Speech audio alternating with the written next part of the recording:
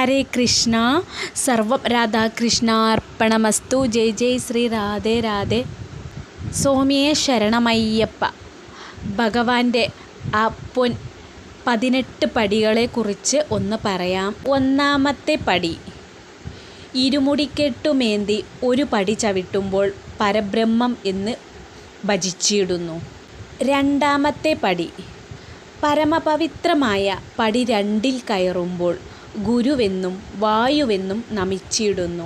ബ്രഹ്മവൃതവ്രതത്തോടെ ഭക്തർ 3-ാം പടി ചവിട്ടുമ്പോൾ ബ്രഹ്മാദികൾ വസിക്കുന്ന പടികൾ തൊഴുന്നു. 4-ാം പടി ചവിട്ടുമ്പോൾ 4 വേദസാരമെന്ന് നമസ്കരിക്കും. 5-ാം പടി ചവിട്ടുമ്പോൾ പഞ്ചഭൂതമെന്ന് മനസ്സിൽ ഉറപ്പിക്കും. 6-ാം പടിയിൽ ഷൺമുഖനെന്ന് ഉറയ്ക്കുന്നു. 7-ാം പടിയിൽ സപ്തർഷികളെന്ന് നനച്ചിടുക. 8-ാം പടി ചവിട്ടുമ്പോൾ അഷ്ടദിക്പാലകന്മാരെ അവിടെ കാണാം.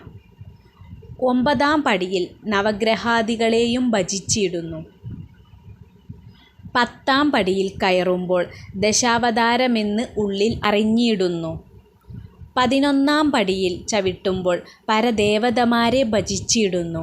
12-ാം പടി ചവിട്ടുമ്പോൾ ദ്വാദശാത്മാക്കൾ എന്ന് ഉള്ളിൽ അറിഞ്ഞിടണം. 13-ാം പടിയിൽ പരശുരാമാദികളെന്ന് അറിഞ്ഞിടണം. 14-ാം പടിയിൽ ചെന്ന് ശ്രീരാമാദികളെ തൊട്ടു വണങ്ങിയിടണം. പടി 15-ൽ ചെന്നാൽ കൈലാസമെന്ന് അകതാരിൽ അറിഞ്ഞിടണം. 16-ാം പടി തന്നിൽ ചവിട്ടുമ്പോൾ യമധർമാദികളെന്ന് അറിഞ്ഞിടണം. തൊട്ടു പടി 17-ൽ ചെന്നാൽ വിഷ്ണുലോകം എളുപ്പത്തിൽ അവിടെ കാണാം. സത്യമായ 18-ാം പടി ചവിട്ടുമ്പോൾ സത്യസ്വരൂപിണി പരാശക്തിയെ കാണാം. ഇപ്രകാരം 18 പടികളും കടക്കുമ്പോൾ സുപ്രധാന മണ്ഡപത്തിൽ അയ്യനെ ദർശിക്കാം, അഭിഷേകം കഴിക്കാം, അനുഗ്രഹം ലഭിക്കുന്നു. അഗതികൾക്ക് അടിയങ്ങൾക്ക് അഭയം തരുന്ന സ്വർഗമാണീ സന്നിധാനം, തർക്കമില്ല. സ്വാമി ശരണം പൊന്നയ്യപ്പ. 18 പടിയേ ശരണം പൊന്നയ്യപ്പ.